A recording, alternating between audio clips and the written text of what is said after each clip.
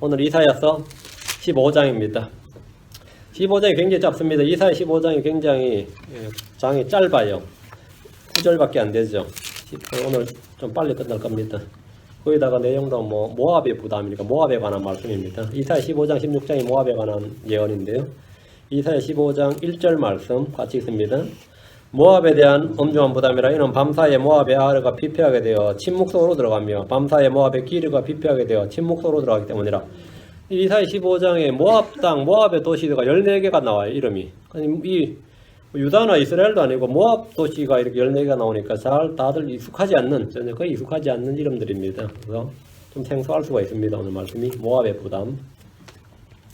기도하겠습니다. 위대하게 거룩한 주하나님 감사합니다. 이 말씀에 기름 부어주시고 또 저희 마음속에 이 말씀을 잘 듣고 깨달을 수 있는 또 믿음과 지혜와 총명을 허락하여 주실 간구합니다. 늘 주의 말씀을 대할 때 두려움과 떨림으로 대합니다. 아버지 하나님 성령으로 역사해 주셔서 말씀이 살아서 양날 달린 검처럼 살아서 역사하는 그런 권능 있는 말씀으로 다가오게 해주시고 저희 속에서 싹이 자라나고 열매가 맺히도록 인도하시길 간구합니다. 늘 강력한 이 믿음의 말씀들이 저희 속에서 믿음을 형성해 주시고 이 말씀 통해서 저희가 살아갈 수 있도록 도와주십시오. 감사드리며 주의 기도합니다. 아멘. 오늘 말씀은 모압의 부담, 모압의 짐입니다. 이사야 13장, 14장이 바빌론의 부담이었고 이사야 15장, 16장은 모압의 부담, 모압에 대한 경고. 모압의 부담이란 말은 하나님 모압에 대해 부과한 짐, 모압에 대한 경고와 심판의 말씀. 모압은 이걸 다 담당을 해야 됩니다. 자기들이 짐을 져야 돼요. 모압은 이 짐을 반드시 져야 됩니다. 이사야 15장은 이사야 12장과 이사야 12장은 더 짧았어요. 6절인데 이사야 15장 9절 이 짧은 장입니다. 모압은 롯의 아들입니다. 롯은 자기 아내와 여러 딸들을 두었지만 결혼한 딸들과 사이는 소돔이 심판을 받을 때 그 자리에서 죽었습니다. 롯은 소돔에서 아들이 있었다는 기록은 성경에 안 나옵니다.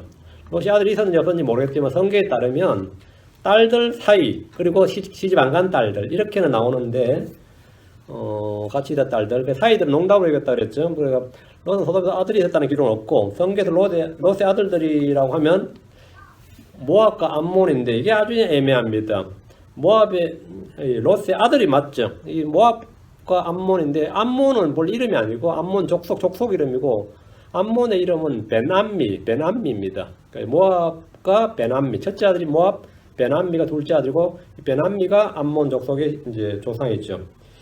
이들은 롯이 자기 부인에서 낳은 아들이 아니고 자기 딸들에게서 낳은 아들입니다.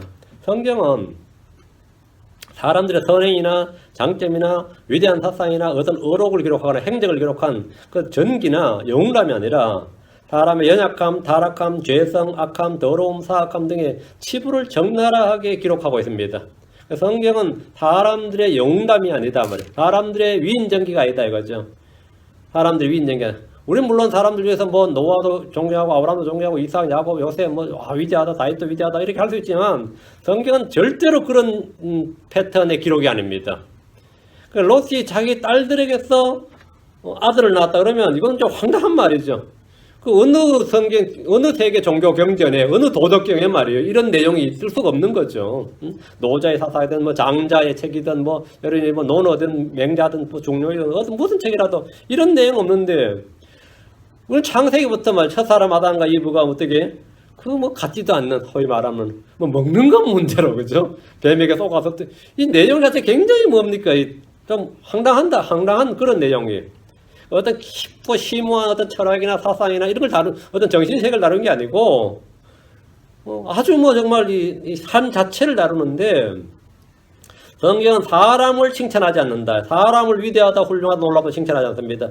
첫사람 아담과 이브의 타락, 범죄로부터의 가인의 살인, 그것도 자기 원수를 죽인 것도 아니고 말이죠.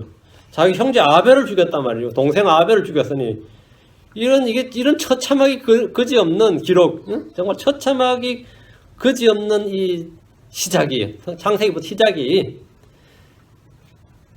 또 믿음의 사람이라고 완전한 사람 불리는 노아는 어때? 술에 취했고 그의 아들 함은 아버지의 벌거벗음을 보았습니다. 이게 벌거벗음을 보았다 이 말이 그냥 눈으로 봤다는 말이 아닙니다. 이 말은 아들이 아버지를 성추행했다는 말입니다. 노아는 술에서 깨자마자 자기 아들 함이 자기에게 한 일을 알고 이랬어요.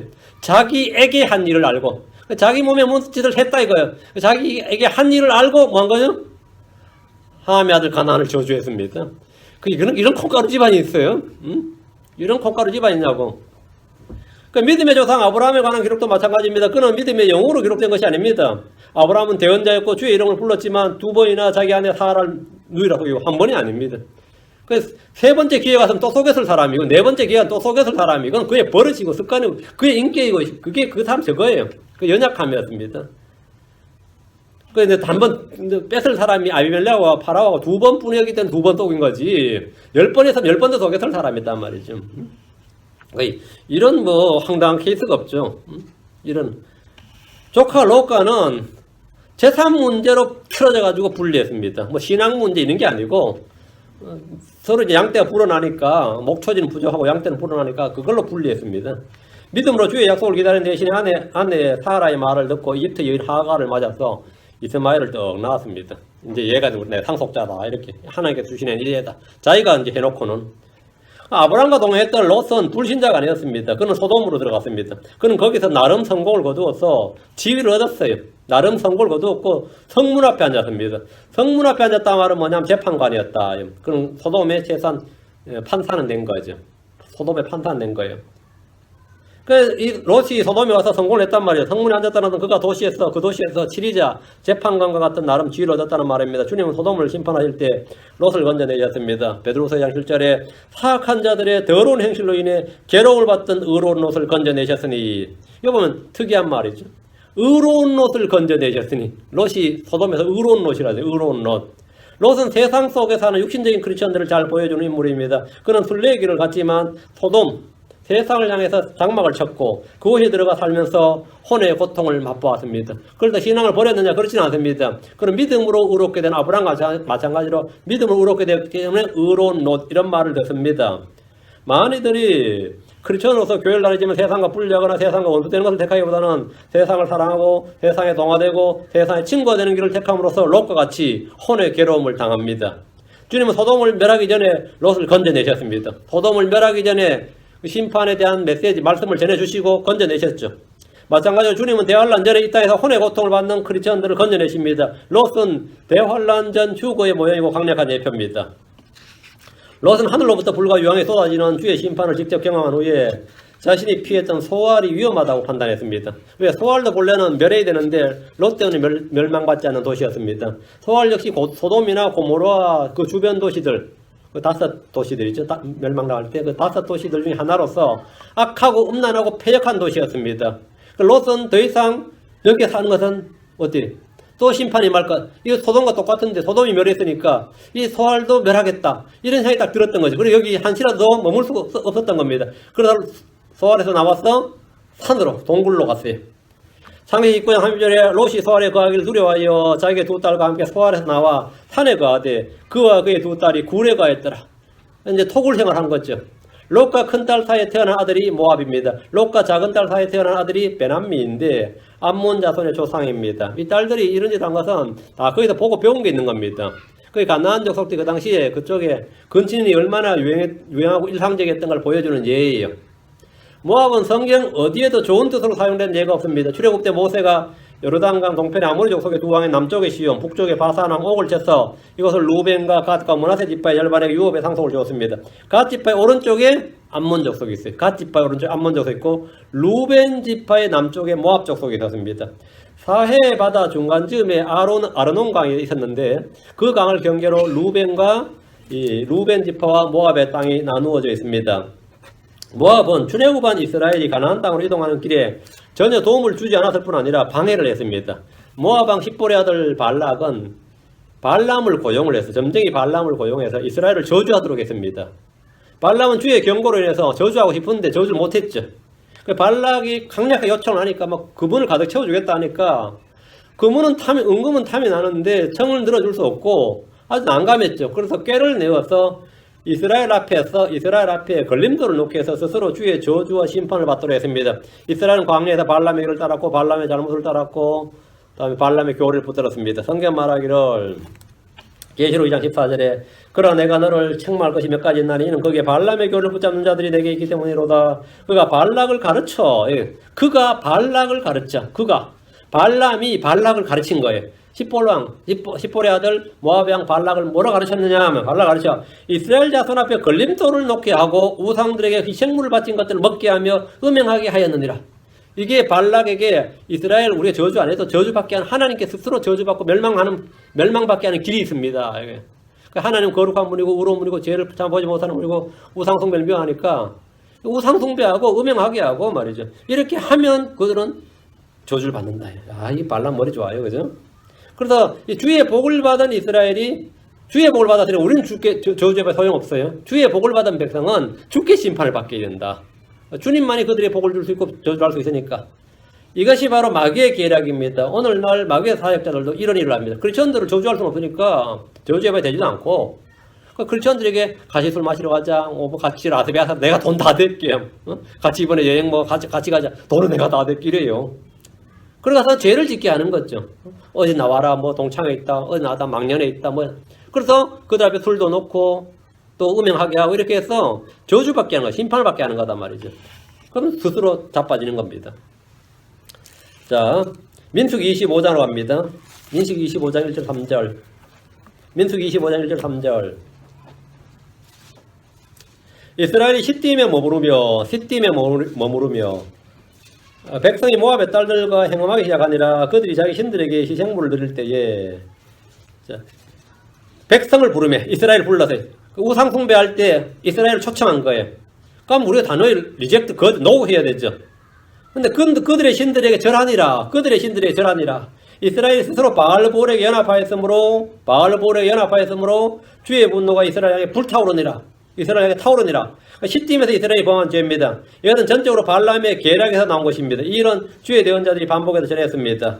미가 6장 5절에 보면 내 백성아 시딤에서 길갈에 이르기까지 모압왕 발락이 의논한 것과 모압왕 발락이 의논했다. 누구하고? 발람하고. 발람이 발락을 가르친 거죠. 부올의 아들 발람이 그에게 대답한 것을 이제 기억할지니 이것은 너희가 주의 의를 알게 하려 함이니라. 이스라엘과 모압은 육신적으로 형제였지만 남보다 더 못한 관계였습니다. 이스라엘은 모압이나 암몬을 괴롭힌 적이 없습니다. 출애굽 때나 그 이후에도 모압을 상대로 전쟁하지 않았습니다. 반대로 모압이나 암몬은 언제나 이스라엘의 적대적이었고 틈만 하면 전쟁을 걸어왔습니다. 하나님은 모압의 심판에 대해서 이사야 15장, 16장, 예레미야 48장, 에스겔 25장, 아모스 2장, 스바냐 2장 반복해서 이렇게 상세하게 모압의 멸망에 대해서 예언을 말씀을 주셨어요. 성경 모압에 대해 이렇게 말합니다. 예레미야 48장 29절 우리가 모압의 교만고 그의 거만과 오만과 자랑과 그의 마음의 건방짐에 대하여 들었거니와 그가 지극히 교만하도다. 그 이스라엘에 대해서 모압이 교만하단 말이죠. 이들이 이스라엘을 모욕하고 헐뜯었습니다. 그리고 오만, 자랑, 건방짐. 그 모압의 교만이란 자기들이 이스라엘보다 낫다, 강하다고 생각하는 것인데 이는 다 열등감의 표현에 불과합니다. 열등감. 이스라엘은 유다는 아브라함, 이삭, 야곱 이렇게 정통을 이어주는데 자기들은 롯이란 말이죠. 그러다가 또 자기 출생이 암몬이나 모압은 그렇죠. 열등감의 표현이에요. 주님은 모압이 하는 말을 들었다고 하십니다. 스바냐 2장 8절에 내가 모압에 모욕하는 것과 암몬인 자손에 헐뜯는 것을 들었나니 그들이 이렇게 하여 내 백성을 모욕하고 이스라엘을 모욕하고 그들의 경계를 향해 자신을 크게 하였느니라. 그들의 경계를 향해 자신을 크게 했다만 영토를 잡고 침범했다는 거예요. 그 국경선을 잡고 침범해서 자기 땅을 넓혀갔다. 그들의 경계를 향해 크게 하였느니라. 자꾸 전쟁에서 땅을 뺏어가고 도시를 뺏어간 거죠. 이들은 이스라엘에 대해 좋은 말을 한 적이 없었고 항상 전쟁을 걸어서 이렇게 조금씩이라도 땅을 뺏어가려고 했습니다. 그래서 주님은 모압의 심판을 집행하십니다. 모압이 받는 심판은 어떤 심판이냐면 소돔이 받는 것과 같다 그랬습니다. 소돔이 받는 것. 스바냐 2장 9절에 만군의 주 곧 이스라엘 하나님 말하노라. 그러므로 내가 살아있음을 두고 맹세하노니 모압은 반드시 소돔같이 되고 암몬 자손은 고모라같이 되어 쇠기뿔을 내며 소금구덩이가 되고 영원히 항폐할 터인즉 내 백성의 남은 자들이 그들을 노력하며 내 백성의 남은 자들이 그들을 소유하리라. 그 소돔과 고모라처럼 된다. 모압과 암몬은 소돔과 고모라처럼 된다. 반드시 그렇게 된다 이거예요. 모압의 땅이 항폐하게 된다는 것뿐 아니라 이들은 영원히 주의 회중에 들어오지 못한다고 저주하셨습니다. 신명기 23장 3절에 암몬 족속과 모압 족속은 주의 회중에 들어오지 못하리니 그들은 심지어 10대 1위까지 주의 회중에 영원히 들어오지 못하리라. 느헤미야는 이 말씀에 따라 암몬 족속과 모압 족속은 영원토록 하나님의 회중에 들어오지 못한다고 했습니다. 자, 본문을 보겠습니다. 이사야 15장 1절 모압에 대한 엄중한 부담이라. 이제 모압에 대한 이제 개념을 잡아 두시고, 모압에 대한 엄중한 부담이라. 이는 밤사이에 모압의 아르가 피폐하고, 아르는 모압의 도시입니다. 모압의 아르가 피폐하게 되어 침묵 속으로 들어가며, 밤사이에 모압의 기르가 피폐하게 되어 침묵 속으로 들어가기 때문이라. 침묵 속으로 들어갔다 이 말은 다 죽었다 이 말이에요. 죽어서 도시가 조용히 아무도 안 살아. 아무도. 거의 뭐 소가 우는 소리, 양 우는 소리도 없어요. 다 죽었어. 애가 우는 소리도 없고 잔치 소리도 없고 뭐 우는 소리도 없어요. 다 죽었으니까 침묵 속으로 들어갔다요. 이런 걸 이제 여기서 뭐라죠? 요즘 표현 유령의 도시라 그러죠. 유령의 도시가 아니라 다 죽음의 도시인 거죠. 모압의 아르, 모압의 기르는 모압의 도시들 이름입니다. 이사야 15장에는 모압의 여러 도시들 이름이 나오는데 14개의 도시들 이름이 기록되어 있습니다. 이사야서의 특징 중 하나가 지명 이름이 매우 상세하다는 겁니다. 여기 나오는 모압의 지명들은 익숙한 이름이 거의 없습니다. 당시 유대인들이나 모압 사람들에게는 이 도시들은 이제 익숙한 이름이었을 겁니다.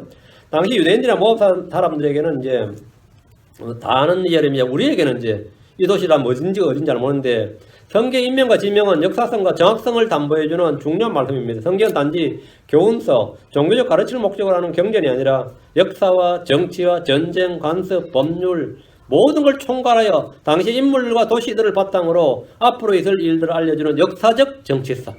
성경은 한마디로 말하면 히스토리 북이고, 그다음에 폴리티컬 북이고, 그다음에 정치서죠. 정치서 그다음에 법률 문서고, 법이죠 이게 로. 법이고 또 하나는 뭐냐면 예언서입니다. 예언서입니다. 이걸 한마디로 딱 요약하면 이 책은 역사적 정치서고 예언서입니다. 모압의 아르라는 것은 아몬강 기슭에 있던 국경도시고 기르는 4에서 20km 떨어진 모압의 중심부에 있던 도시.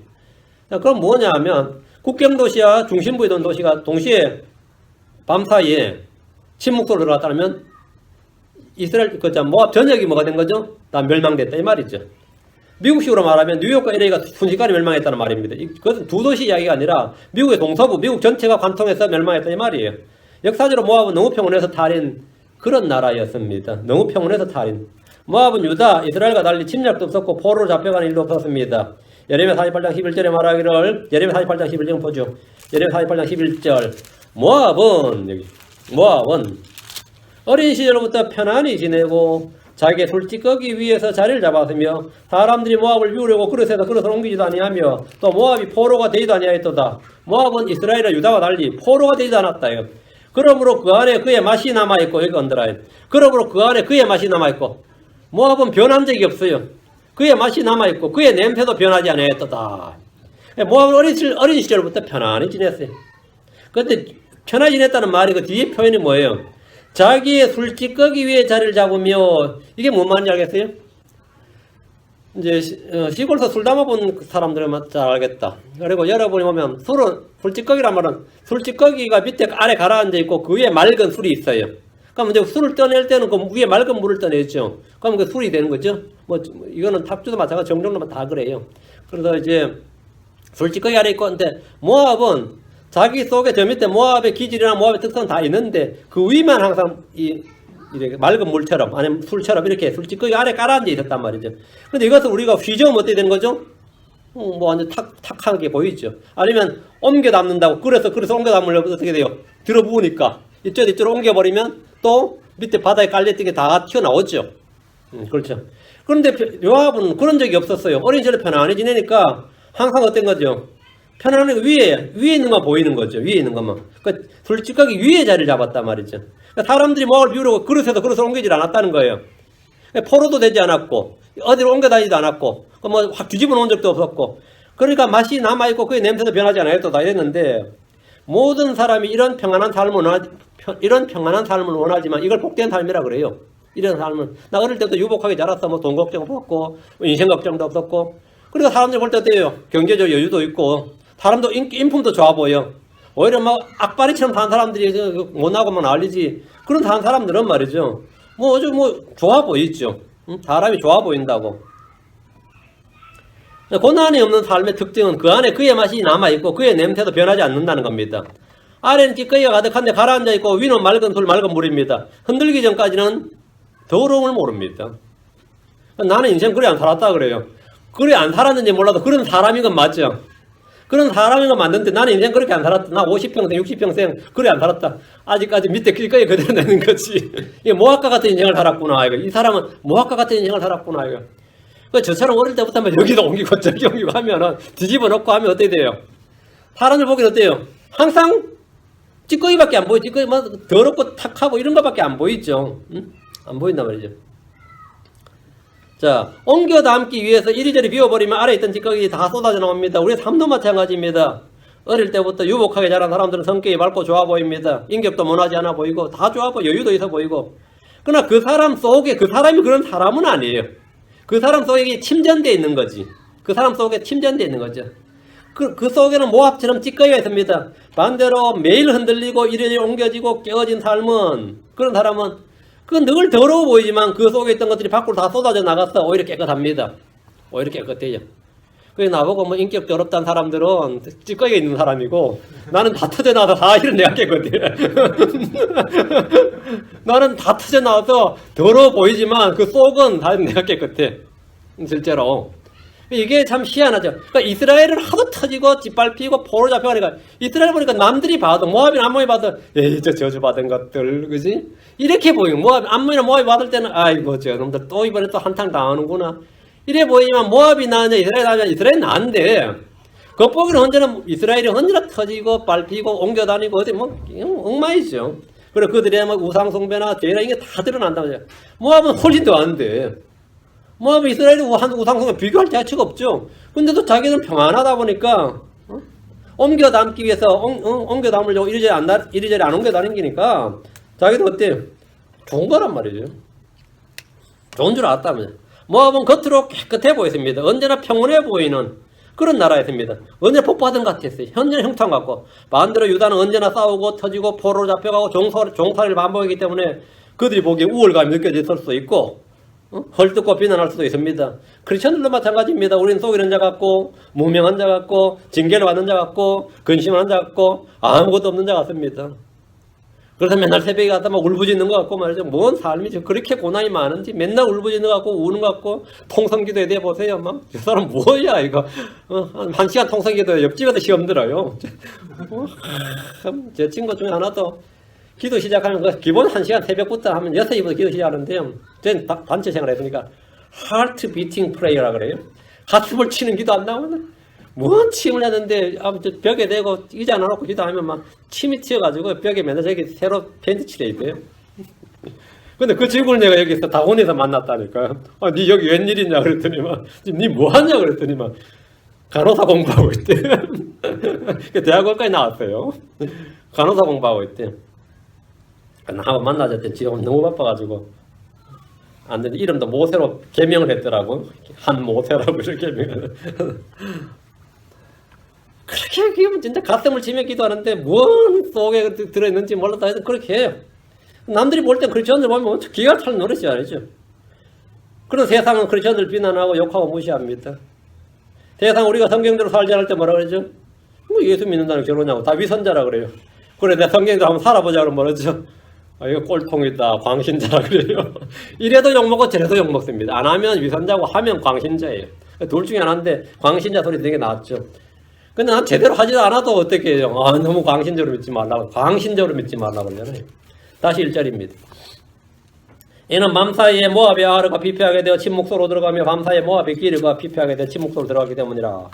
늘 평안하던 모압이었는데 어느 한날 하룻밤새에 이 모압의 아르가 피폐하게 되었고 모압의 기르가 피폐하게 되었습니다. 모압의 아르 기르입니다. 자, 사람이 다 죽었기 때문에 상인들의 소리도 없고 아이들 울음소리도 없고 잔치 소리도 없고 죄 짓는 소리도 없어요. 다 죽었대요. 침묵소로 들어갔다요. 역사는 최후의 승자가 진정한 승리자입니다. 모압은 유다를 비웃고 헐뜯었지만 그들이 망할 때는 유다는 회복되어 왕국을 세웁니다. 2절입니다. 그가 울려고 바익과 디본으로 오고 삼당로 올라갔더니 바익과 디본이 뭐냐면 그모스라는 신을 섬긴 신전이 있는 곳이 모압의 신이 그모스거든요. 그모스의 신전이 있는 곳이 바이십니다. 바익과 디본. 그 산당로 올라갔으니 모압이 느보와 메드바를 위하여 울부짖으리라.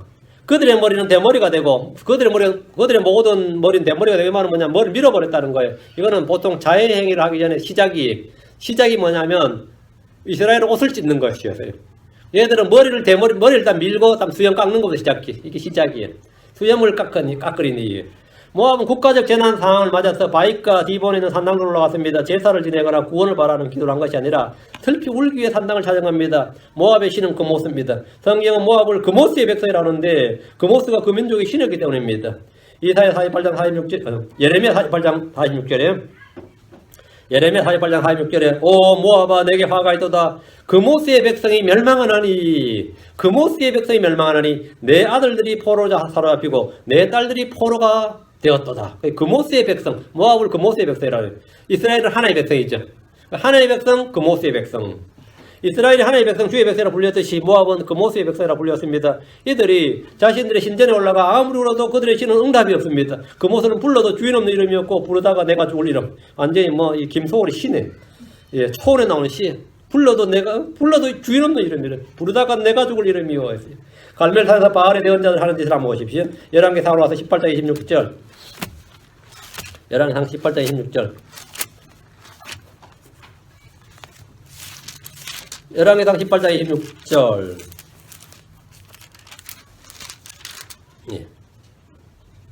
그들이 자기들에게 넘겨진 수소를 취하여 예비하고 아침부터 정오까지 바알의 이름을 불러 이르되 오 바알이 우리 말을 들어서 하였으나 아무 소리도 없고 응답하는 자도 없으므로 그들이 그 만들어 놓은 제단 위에서 껑충껑충 뛰더라. 그러니까 예배가 이제 점점 격렬해지는 거죠. 소리 질러도 응답이 없으니까 이게 그들이 만들어 놓은 제단에서 껑충껑충 뛰더라. 소리 지르다 껑충껑충 뛰더라. 이걸 우리말로 한 단어로 말하죠. 지랄 발광한다 그래요. 이게 지랄 발광한다 그래요. 끄질하고 있는 거예요. 근데 아무 소리도 없고 응답하는 자도 없었습니다. 28절 29절 그들이 큰 소리로 부르고 자기들의 관례에 따라 여기 중요한 말 자기들의 관례에 따라 몸에서 피가 철철 흐를 때까지 칼과 창으로 자기 몸을 찢었더라. 한낮이 지나고 12시가 지났어요. 저녁 희생물을 드릴 때까지 그들이 대언하였으나 아무 음성도 없고 응답하는 자나 주목한 자가 아무도 없더라. 이런 짓을 하는 게 오늘 특별 케이스가 아니라 자기들 관례에 따라 우상 숭배자들이 금욕이나 고행이나 자해 이거는 기본이었어요. 그들은 응답을 얻기 위해서 소리만 지르는 것이 아니라 자기 몸에다 피가 철철 흐르도록 자해를 했습니다. 이 일은 그날 처음 한 것이 아니라 자기들의 관례에 따라 한 일입니다. 평소에도 이들은 이런 종교식을 치렀던 겁니다. 그러나 아무 응답이 없었습니다. 모압의 신 그모스 역시 모압이 망할 때 그들이 아무리 외치고 부르짖어도 소용이 없었습니다. 평소에 그렇게 음식물 갖다 바치고 말이죠. 재물 갖다 바쳤는데 응답이 없습니다. 가나안 족속들은 자기 딸을 희생물로 드리기도 했습니다. 시편 106편 37절 38절에 참으로 그들이 자기 아들 딸들을 마귀들에게 희생물로 바쳤으며 무지한 피고 자기 아들 딸들의 피를 흘리고 가나안의 우상들에게 그들 희생물로 드려 그 땅을 피로 더럽혔도다. 모압은 울고 울부짖었고 머리를 밀어대 머리가 되고 사람마다 수염을 깎았지만 그들을 구원할 자가 없었습니다. 다시 2절. 다시 이사야 15장 2절. 그가 울려고 바익과 디본으로 그 산당으로 올라갔으니 모압이 느보와 메드바를 위하여 울부짖으리라. 그들의 모든 머리인데 머리가 되고 사람마다 수염을 깎으리니 디본은 아몬강에서 5km 북쪽에 위치한 곳이고 그모스의 신전이 있던 곳입니다. 이 산당에 올라가서 울어봐야 그들의 신 그모스가 자신을 구원하지 않습니다. 구원하지는 못합니다. 우상은 헛된 거죠. 거짓된 겁니다. 느보는 사해의 북쪽 지역에 위치한 산이고 느보는 유명하죠. 여기서 모세가 약속의 땅을 바라봤습니다. 모압은 출애굽한 이스라엘 형제로 받아주었다면 복을 받을 겁니다. 그들이 만약 이렇게 이스라엘 출애굽할 때 우리 형제가 드디어 이집트에서 나와서 약속의 땅으로 가는구나 이랬으면 복을 받았죠. 그들은 롯이 아브라함을 통해 주를 알고 구원받았듯이 모세와 아론을 통해 주를 알고 주의 백성과 연합할 수 있었습니다. 그러나 그들이 이스라엘을 구출하신 주의 권능과 손길을 바라보고 두려워하면서도 주를 믿지 않았고 주의 백성을 거절하고 배척하고 대적했습니다. 놀랍게도 이런 모압에 대해서 적대적이어야 될 유대는 도리어 그들의 신전을 예루살렘에 들여왔는데 그 사람이 바로 솔로몬입니다. 솔로몬은 예루살렘의 모압에 가정한 신 그못을 위하여 산에 산당을 건축했습니다. 그는 유일신 하나님을 믿다가 말년에 시돈 사람들이 여신 아스다롯과 모압의 그못과 암몬의 신 밀곰 몰렉에게 경배했습니다. 개종한 거죠. 유대교에서 물론 다신교로 개종한 거죠.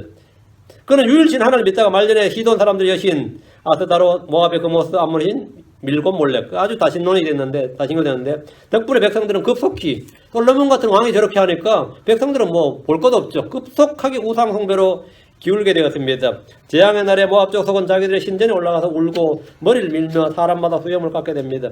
아르와 기르가 망할 뿐 아니라 느보와 메드바도 망해버리기 때문입니다. 평소 자주 재난을 당한 민족이라면 어느 정도 견딜 힘도 있지만 어릴 때부터 재난을 겪어보지 않았던 모압은 평안히 지내다가 말이죠.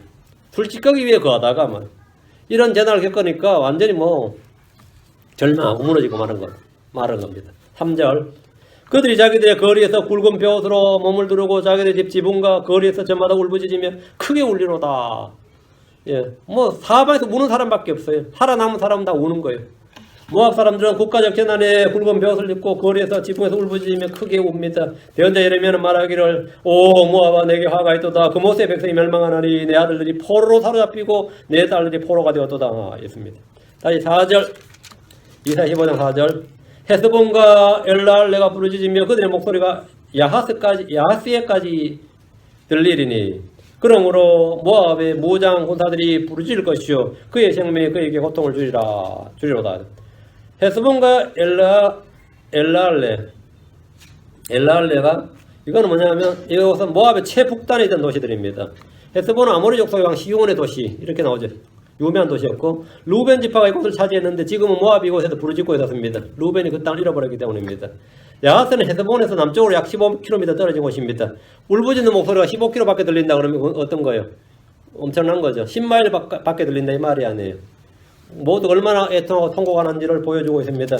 모압의 무장한 군사들은 싸울 힘이 없었습니다. 군인들이 부르짖는 것은 군인들이 승리의 함성을 지른 것이 아니라 그냥 부르짖었다는 것은 패배한 군사하고 포로로 잡혔기 때문입니다. 다시 4절 마지막 부분에 그의 생명이 그에게 고통을 주리라 이 말씀. 그의 생명이 그에게 고통을 주리라 이 말씀은 사는 것이 죽는 것보다 더 큰 고통이라 이 말입니다. 생명이 그에게 고통을 준다잖아요. 사는 것이 죽는 것보다 더 큰 고통이에요. 제발 좀 죽었으면 좋겠는데 죽지도 못하고 이런 거죠. 대환란 때 이 땅에 사는 사람들이 겪는 현상 중에 하나입니다. 계시록 9장 5절에 보면 또 그들이 그들을 죽이지 말고 그들에게 5달 동안 고통을 주라 명령을 받았는데 그들이 주는 고통 마치 정갈이 사람을 쏠 때 주는 고통 같더라. 이 고통을 받으면 어떤 사람 죽고 싶어요. 이 고통이 얼마나 컸던지 사람들은 죽으려고 막 애를 쓰는데 죽을 수조차 없었다 했습니다. 짐승과 짐승의 형상에게 경배한 자들 역시 불과 유황으로 고통을 받습니다. 모압은 유다가 멸망할 때 기뻐했지만 그들 역시 동일한 고통을 겪습니다. 고난을 받을 때는 그의 생명이 그에게 고통을 줍니다. 고난의 날에 성도들은 어떨 것 같습니까? 자, 여러분이 이거 어떨 것 같아요? 가끔가다 순교하는 사람들의 믿음 이런 말 하죠. 그러면 대단하죠. 솔직히 순교하는 거 우리가 팍스의 순교사와 순교자의 노트 이런 거 읽을 때 끔찍하죠. 십자가에 거꾸로 못 박혔다든지 끓는 기름 속에 던져졌다든지 껍질이 벗겨진 채든지 통나무에 넣어놓고 톱으로 켰다든지 그런 것들 용광로에 던졌다든지 별의별 쭉 나오는데 돌에 맞아 죽었다 칼에 죽었다 이럴 때 순교자들이 몸에 고통을 당할 때 그의 생명이 그의 고통을 주라 이 말이 성립할 것 같아요 안 할 것 같아요? 한번 여러분에게만 이런 고통 나면 나 예수 안 믿어 그럴 것 같아요. 사람이 어떻게 알아? 지극히 그 몸에 약한 사람도 있거든요. 자기가 스스로 생각해 보세요. 나도 이게 몸에 고통을 주는 건 되게 약한데 차라리 죽여버리면 차라리 낫지만 몸에 고통을 주는 건 되게 약한데 근데 그럴 일이 여러분 없기를 바라지 이때도 걱정할 건 아니에요. 우리가 큰 담대함이 있거나 막 독한 마음이 있어서 그런 게 아니고 성도들에게는 이런 일이 없어요. 그의 생명이 그에게 고통을 주리라. 그의 생명이 그에게 고통을 주리라. 이것은 심판입니다. 모압의 백성에 이런 일이 있죠. 대환란 때도 이 땅에 있는 김새 형상의 경배한 자들이 이 땅에 이런 일이 있습니다. 그의 생명이 그에게 고통을 주리라. 자살하려도 안 된다 이거죠. 근데 순교자들의 몸이 이 고통을 당할 때만 몸이 칼에 찔리고 채찍에 맞고 돌에 맞을 때 불의에 놓일 때 그 사도 바울도 이런 걸 많이 당했죠. 채찍에 맞고 돌에 맞고 몽둥이에 맞고 이랬단 말이죠. 그런데 사도 바울이 막 고함 지르고 그런 게 아니었단 말이죠. 응? 그때 뭐냐면 주의 손에 내 영을 맡기나이다. 주의 손에 내 영을 맡기나이다. 주 진리 하나님의 주께서 나를 구속하셨나이다. 이렇게 하면 둘 중에 하나입니다. 구원을 받든지 그 고통에서 구원을 받든지 즉시 몸이 죽습니다. 즉시 몸이 죽어요. 그럼 죽이려는 사람이 기분 별로 안 좋아요. 고통을 주고 죽이려고 그랬는데 죽어버리는 거예요. 스데반이 이런 케이스예요. 스데반이 돌에 맞아 죽을 때 어땠을 것 같아요?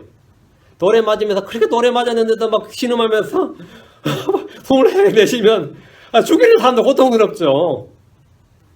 막 머리에 맞고 막 몸에 맞고 피가 터지고 하는데 스데반이 막 돌에 맞으면서 스데반이 뭐 한 거예요?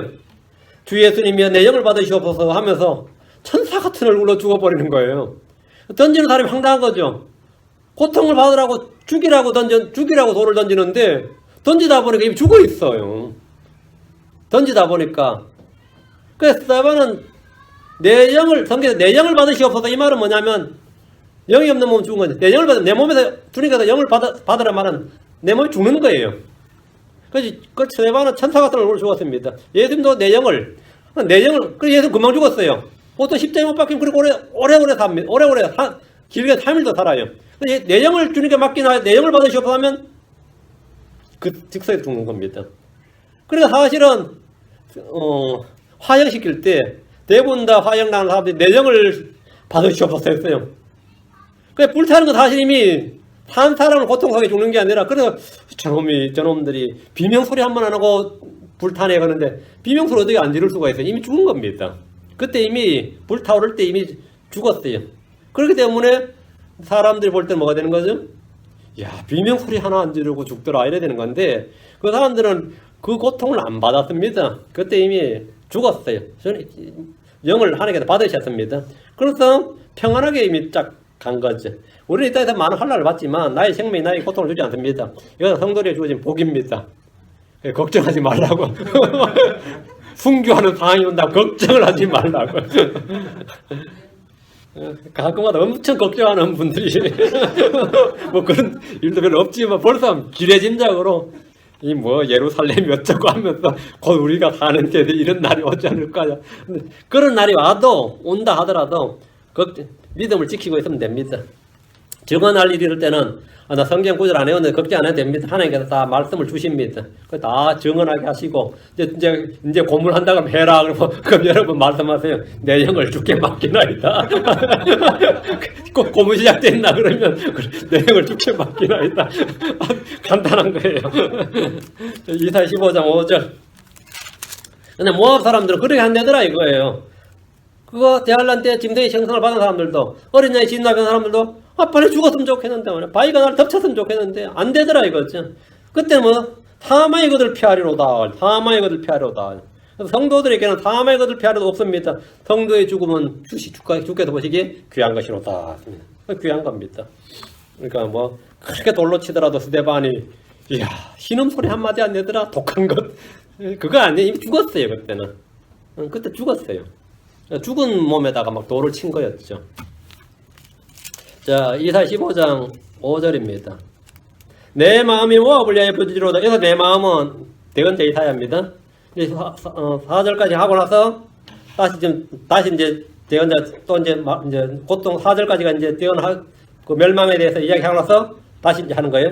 내 마음이 모압을 위하여 부르짖으리로다. 그의 도망자들은 3년 된 암송아지인 소알로 피하리니 그들이 울면서 루히시의 비탈길로 올라가며 호로나임의 길에서 멸망에 부르짖는 소리를 내리로다. 여덟 도시림 또 2개 나오네요. 절마다 지금 2개씩 계속 나오는데 주의 말씀을 선포하던 대언자 이사야가 내 마음이 모압을 위하여 부르짖으리로다 이렇게 합니다. 이는 이사야는 모압의 멸망과 그들의 고통을 대언하면서 이 슬픔을 느꼈습니다. 모압은 혈연으로 이어진 형제였기 때문입니다.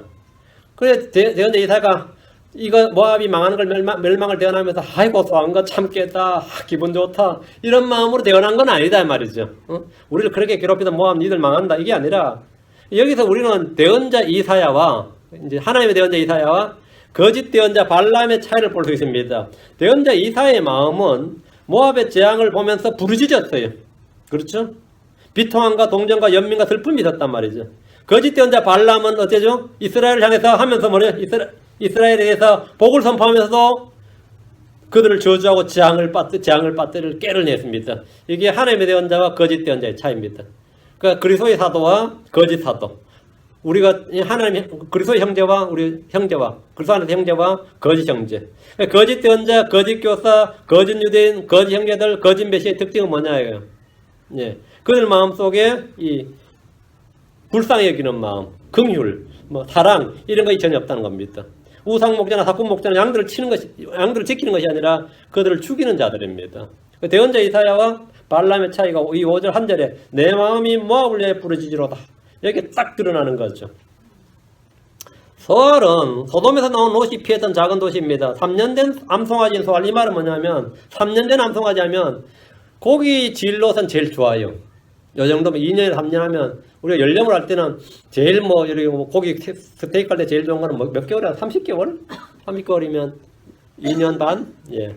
요 정도가 이제 고기 질이 제일 좋다 그랬죠. 근데 3년 된 암송아지 소화를 이 말은 도시가 매우 적고 어린 도시라는 뜻입니다. 어린 도시. 작고 어린 도시. 그 3년 된 송아지라 그러면 그런 거다 말이죠. 대언자 예레미야도 동일한 대응을 했습니다.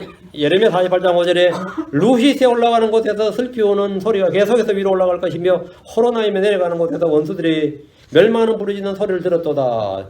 루잇은 아르와 소알 사이에 있는 도시고 모압의 남쪽 고원지대로 올라가는 비탈길에 됐던 성읍이라고 그렇게 이제 보통 이 성경 백과사전 같은 데 찾으면 이래 나옵니다. 저도 이 지역을 정확히는 모릅니다. 그렇게 나오니까 이제 그렇게 말하는데 정확한지는 모르겠습니다. 그냥 인사이클로피디에 보면 이렇게 나와요.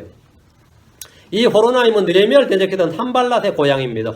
이 호로나임이. 느헤미야 2장 10절에 보면 호론 사람 산발랏이지. 호론 사람 산발랏, 호론이 뭐냐? 호로나임이에요. 호론 사람 산발랏과 암몬족 속인 종 도비야가 그 소식을 듣고 이스라엘 자손의 번영을 추구하는 사람이 온 것으로 인해 근심하더라 이랬는데, 호론 사람이라고 할 때 호론이 호로나임입니다. 그는 모압족 속이었고 모압 사람들은 호로나임의 길에서 멸망에 부르짖는 소리를 낸다 했습니다. 6절 이사야 15장 6절 니무림의 물들이 황폐하게 내리니 건초가 시들고 물이 말라 푸른 것이 없도다. 이건 이 강이 물이 말랐다 그러면 어떻게 된 거죠? 이건 계속 한 해가 입한 거죠. 가뭄이 온 거죠. 니무림은 소금바다, 사해바다 북쪽으로 13km 지점에 요르단강을 흘러 들어가는 물줄기로 몇 개 우물에서 발원하여 모압 땅을 흘렀습니다. 니무림의 물들이 황폐하게 되었다는 것은 더 이상 물이 흐르지 않는다 이거죠. 가뭄이 되게 극심한 거죠.